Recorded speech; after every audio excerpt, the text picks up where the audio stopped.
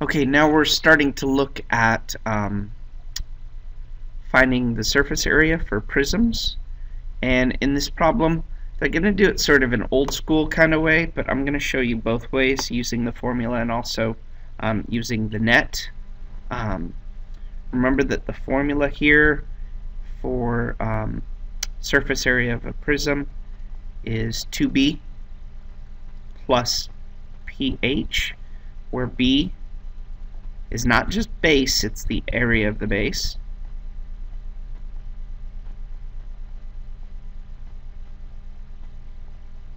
P stands for the perimeter of a base.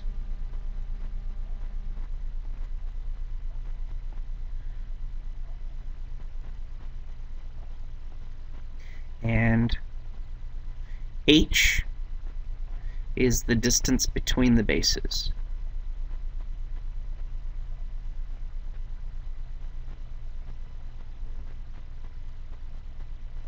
Otherwise known as the height.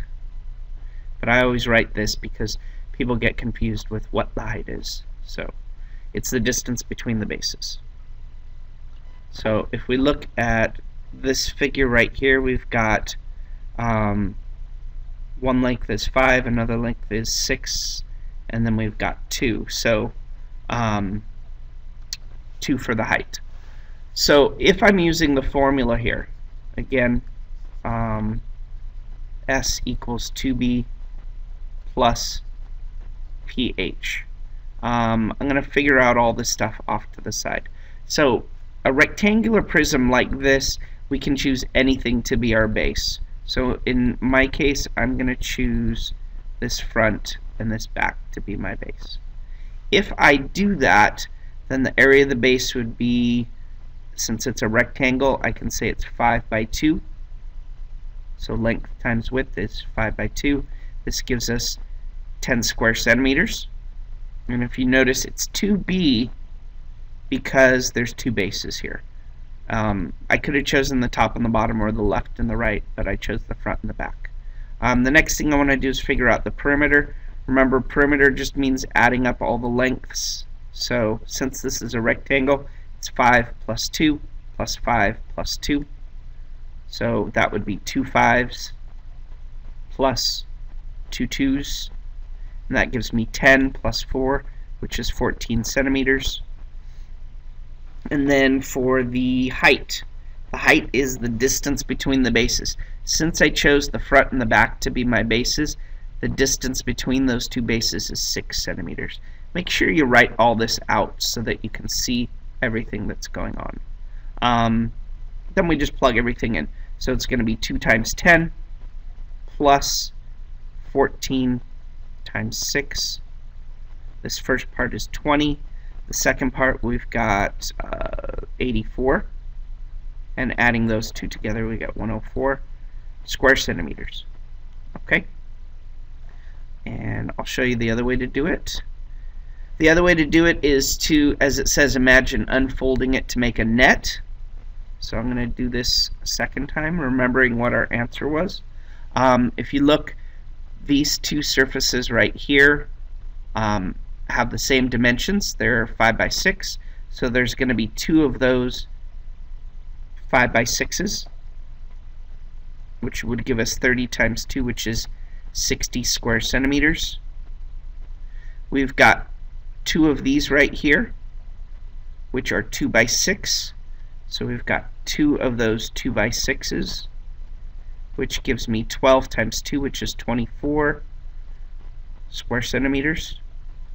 And then we've got these two surfaces here, which were the ones that we had originally, which were the 5 by 2s. So we've got 2 5 by 2s. That gives us 10 times 2, which is 20 square centimeters. And if we add all of those together, we get 20 and 24 is 44, and 60 gives us the same answer. So 2 ways to do the same problem. For the most part, we're going to be wanting to use the formula because unfolding it can be a little bit tricky sometimes. So again, in this case we had 2 6 by 2s, 2 5 by 2s, and 2 6 by 5s. So we add all of those, we get 104. Here's another problem. Again, this is where we're going to want to use our formula, which is S equals 2b plus pH.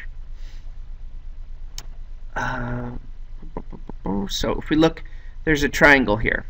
We can actually create 2 triangles, 3 triangles, 4 and 5 triangles. So if you look, there's 5 triangles here, and there's 1, 2, 3, 4, 5 angles here. If we go all the way around, that's 360 degrees, and it's been cut into 5 equal pieces.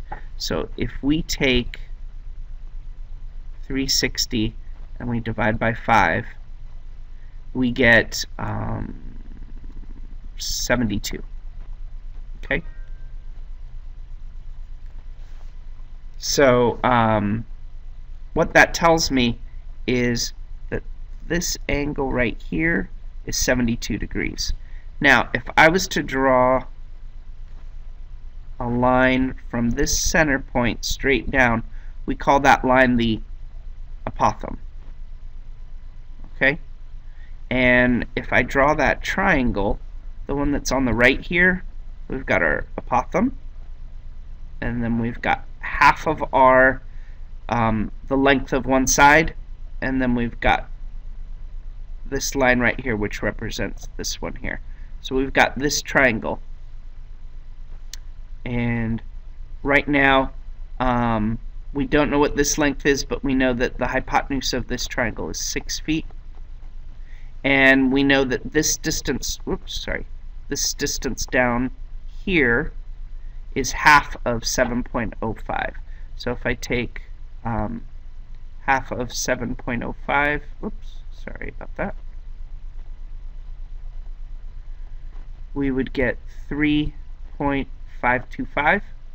So that's this distance right here, 3.525. And as you remember, the whole thing here was 72.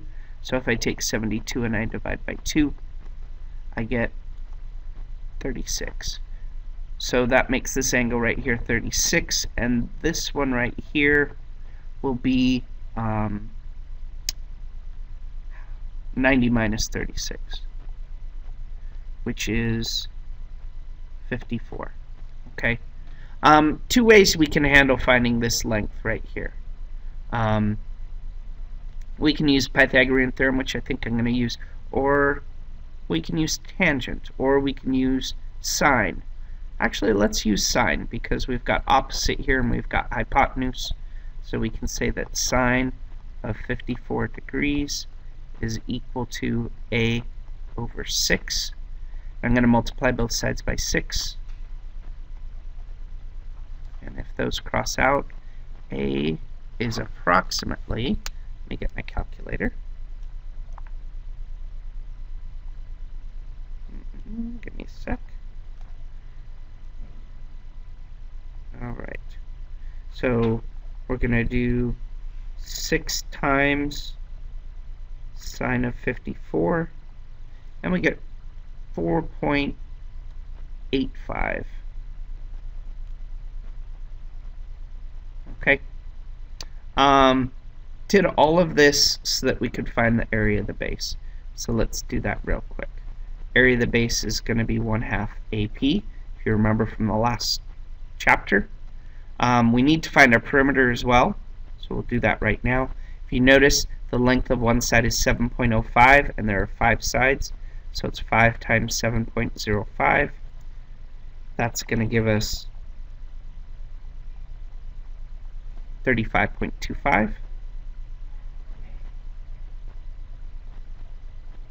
And we're going to multiply that times that 4.85 and the 1/2.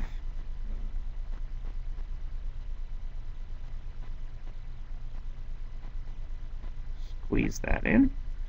Okay. Times.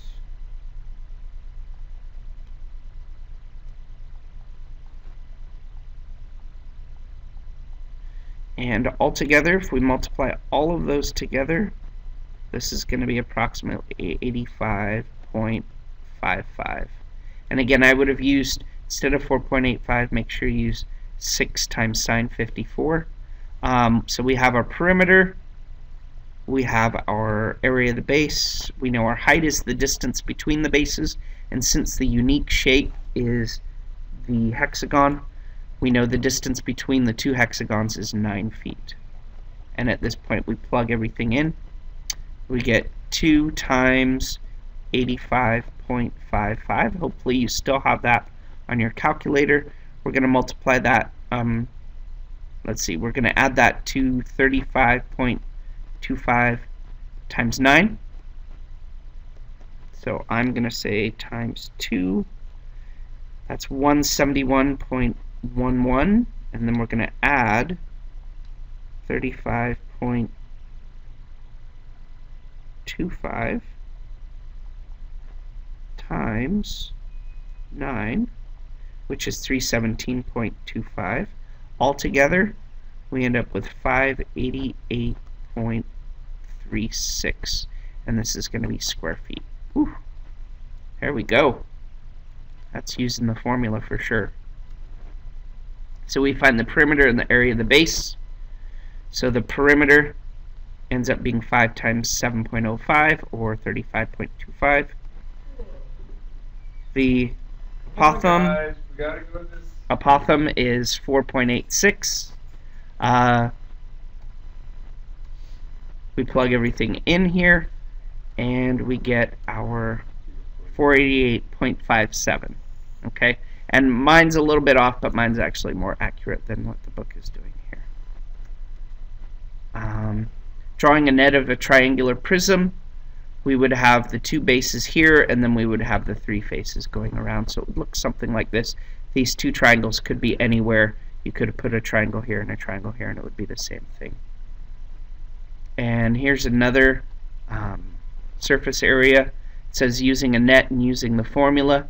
For the net, we would say we would have 2 times 7 times 3, which gives us 21 times 2, which is 42 square inches. And then we would have 2 times 7 times 4, which would be 28 times 2, which is 56.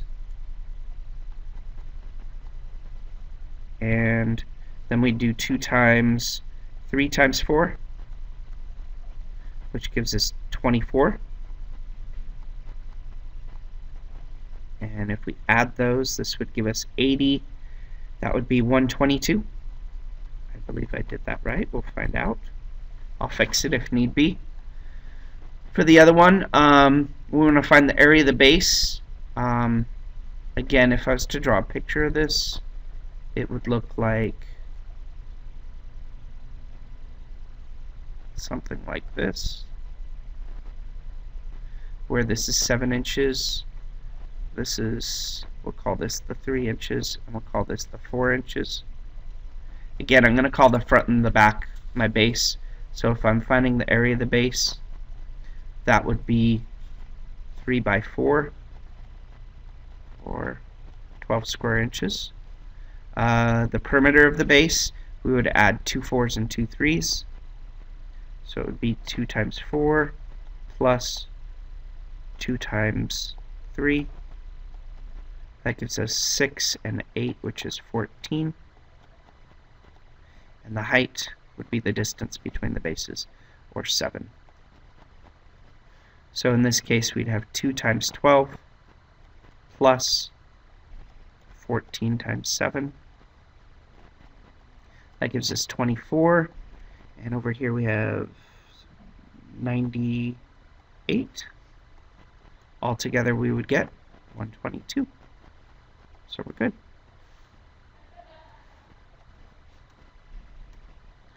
So again, there's all of our faces and bases. We'd get 122 there.